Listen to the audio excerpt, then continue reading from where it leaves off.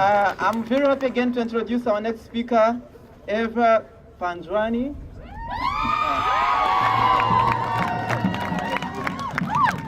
Thank you. So I have some sun in my eyes, and I'm not good at memorizing things, so I wrote my speech down. So if I'm looking down, try to smile at me so I remember to look back up at you, okay? Okay, Assalamu alaikum. As Lenny said, my name is Eva Panjwani. I'm a Pakistani Muslim immigrant woman, and I'm also the daughter of a refugee.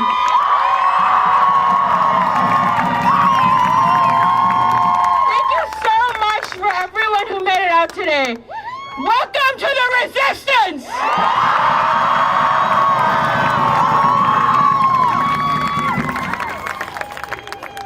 I am an artist and community organizer in Muslims for Social Justice. We are a Black and Brown-led grassroots organization. We unite with the Black liberation movement, and we foster a liberation theology based in our faith. We fight racism. We fight white supremacy. We fight Islamophobia. We fight sexism both within and outside of our communities. Now, many of you know that while Islam is my religion, the U.S. has made Islam into a political identity, with a strategy to isolate, scapegoat, and criminalize us, especially the people who are Muslim from the global South, where many Black and brown Muslims come from. I don't know about you, but today I woke up this morning with prayers on my lip and my heart beating with resistance. I'm excited to be here and to see a beautiful outpouring of support from so many of you. Many of you who have had the immense pleasure of working alongside of for many years in the Triangle for intersectional movements for liberation, and some of you who I am pleased to meet for the first time. It's more important now than ever before that we link up our struggles for justice. I want to give a special note about prayer. Prayer may not always be my or your go-to in moments of crisis or chaos, but on the chance that it is, either all the time or just in these recent executive orders, I want to remind you of the words of C.S. Lewis, a Christian theologist, who said that prayer does not change God, it changes us. I didn't always know that when I was a kid. I would pray and pray that Allah, please make it snow so I don't have to go to school tomorrow. I am not done with this project. 3rd grade will be the death of me, right? Immigrant kids, you know how we are, right? So, to be transformed spiritually, we have to understand the ways that we have participated in a mess, the ways that we are complicit, the ways that we benefit, and the ways that we may cause harm. But the system wants you to do that process in isolation, to be so ashamed and to be so frozen. But as everyone knows, on a day like this, what if it was just one of you, you'd be cold and was saying, why didn't I bring my gloves? But look, it's so many of us, and damn, can that person scoot over because it's hot in here, right? This process must be intentionally done parallel to the work of shifting the balance of power. And the big picture and the interpersonal are mutually reinforcing. This work of resistance is a journey of regaining our humanity. And journey that requires accountability and grace in equal measure, and the work of justice can never be done alone. Yes. I also want to take a special note to say that, a lot of times our system wants us to flinch away from any kind of pain and trauma, and say, like, what can we do to fix this, right? But in order to really be spiritually transformed, we must go where it hurts and stay with that pain, because we do have an obligation to ourselves and to our own humanity, whether we are people of faith or not, to be changed. Yes!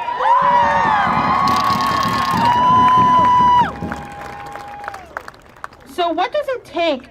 Sorry, I'm just scrolling. What does it take to defeat fascism, xenophobia, racism, sexism, and imperialism? Wow, those are some words, right? How can we truly band together? And how can we exercise this power that we have of our unity? I say step 1 is to join an organization. Join an organization.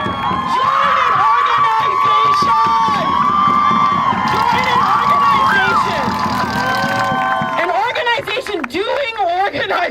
sounds repetitive, right?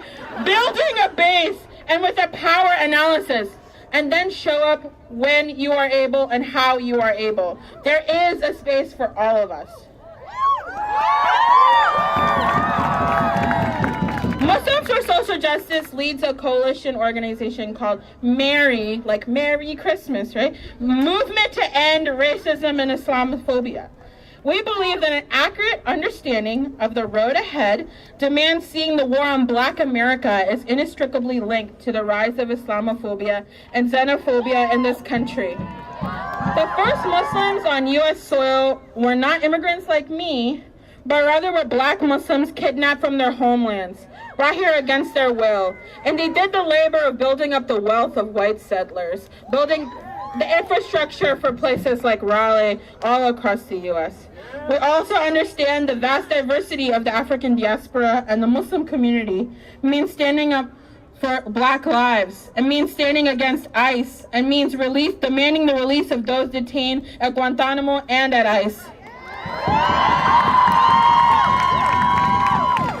I think that the next piece I would say, I didn't even realize who the brilliant speaker who will be speaking right before me, who I kind of am hearkening a little bit back to what she said about if you're here for the undocumented and not for refugees, and the Muslim ban, but you don't understand the global significance. This means rejecting the good Muslim, bad Muslim rhetoric, but more importantly, the good immigrant, bad immigrant rhetoric. An end to the racist policing and surveillance of our communities and the entrapment of those who are politically active. We refuse to be pitted against other members of the Muslim community and other immigrants and refugees, other people of color, by speaking against the Muslim ban with words like, but these people came here the right way, or Muslims are what makes this country great. They're doctors and lawyers and scholars, and immigrants or we need them, or Steve Jobs was from Syria, or these things like this unknowingly, even though it can come from a place of deep love, and I do see that today, brothers and sisters, this unknowingly legitimizes the racist and dehumanizing way the immigrants are forced to prove their own humanity. System that bombs us, that criminalizes us, and that impoverishes us. So I'll borrow the words from the Chicano Mexican-American movement, the powerful statement, we didn't cross the border crossed us.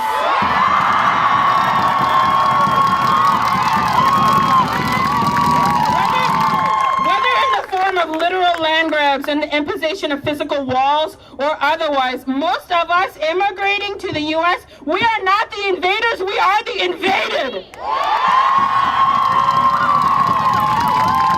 In supporting and fighting for the rights of Muslims and immigrants, it is important to start speaking against U.S. foreign policies of modern-day colonialism and military conquest. It is U.S. bombs, U.S.-backed dictatorships, U.S. drones, and U.S. resource extraction.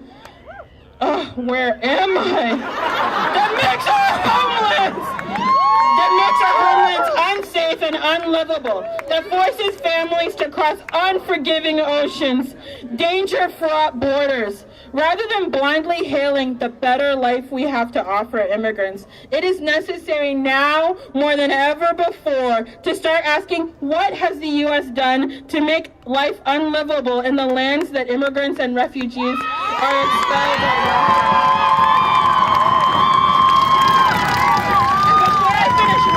I said this is let's think about this word that you're going to hear all day today, humanity. I say we're in a struggle for our own humanity. I say that the immigration and migration process in this struggle is dehumanizing. I use this word again, and I say again and again, what has the U.S. done in their name? So I want you to chant with me.